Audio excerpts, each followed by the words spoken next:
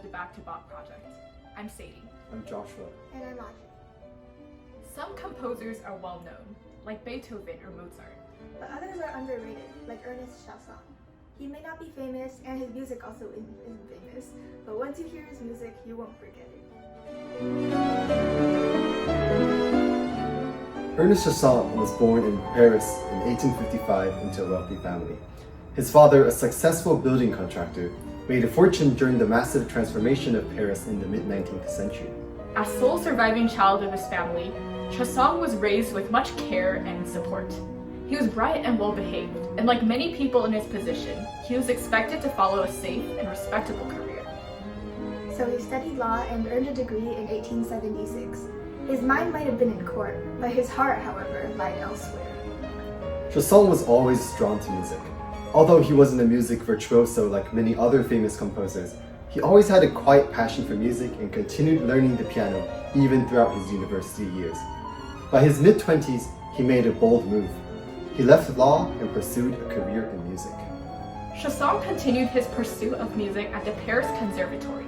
There, he studied composition under Jules Massenet and later César Franck, with whom he became close friends. Soon, he established himself as a part of Paris's vibrant artistic circle.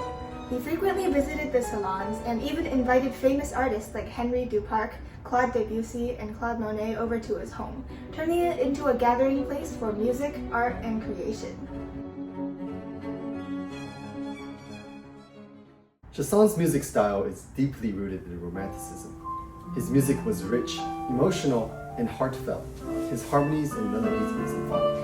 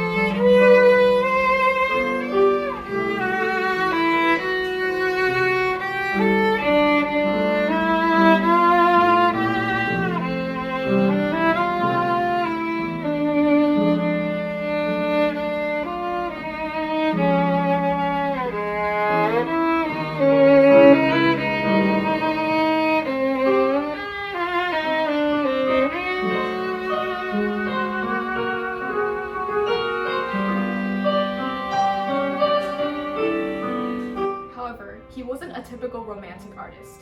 He hinted at something new, a mysterious style of music that was unprecedented in his time period. His music had a subtle yet thick atmosphere, almost like sunlight through fog.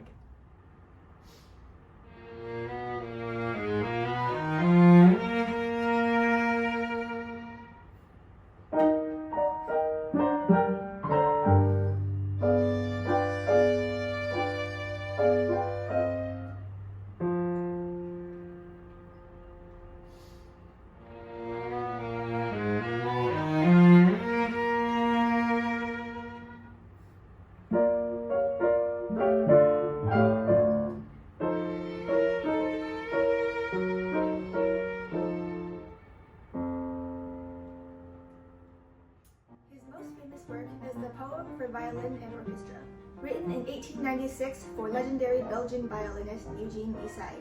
The poem is haunting, almost like a fading dream. There's no flair or real climax, just one continuous movement, a single breath of music.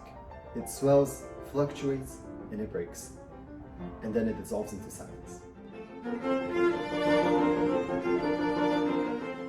While the poem remains his most famous work, Chausson composed many other remarkable pieces. One of them is his symphony in B-flat, his only symphony, written in 1890. It's often considered one of the great French symphonies of his era.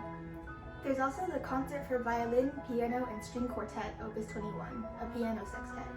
It's dramatic and lyrically expressive, showy in a way that chamber music rarely is.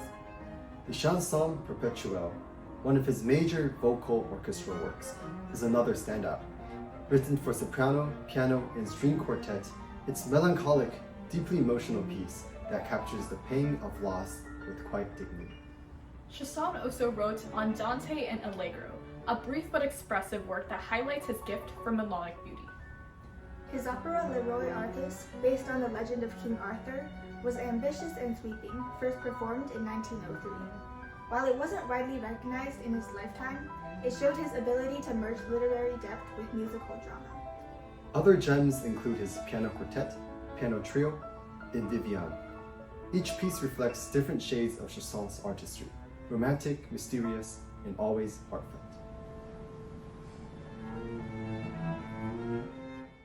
In 1899, Chausson was riding his bicycle down a hill near his country estate when he crashed into a brick wall.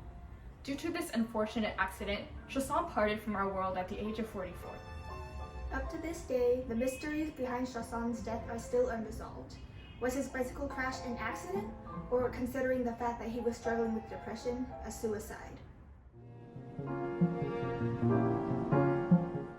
Nevertheless, Chausson left an indelible mark on romantic music. Composing a total of 39 pieces, Chausson is dubbed the pioneer of Impressionist music, an artist who masterfully weaves silence and melancholy into his music dialogue. Next time you hear the haunting melody of his poem, or the wistful melody of his piano trio, take a moment to remember Chausson and his everlasting contributions to romantic music.